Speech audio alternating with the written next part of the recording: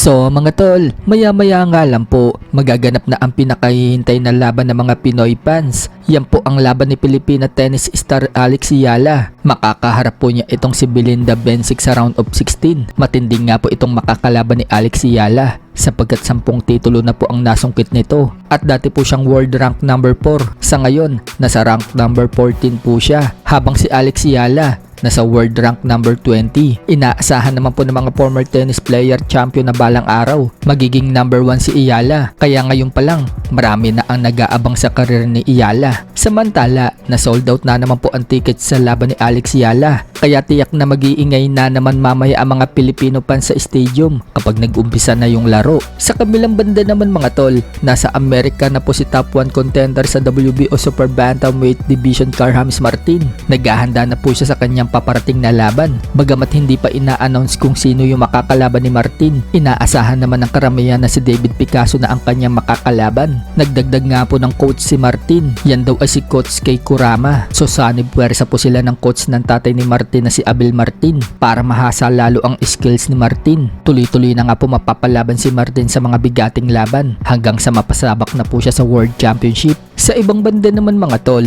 former 3 Division World Champion General Casimero, kinumpirma niyang sa December pa ang kanyang laban. Sinabi nga po niya yan sa kanyang mismong FB Live. Tanong kayo ng tanong ko kayo laban, champ. December pa, kaya may chance pa tayo kumain ng marami. Pero diet lang kunti.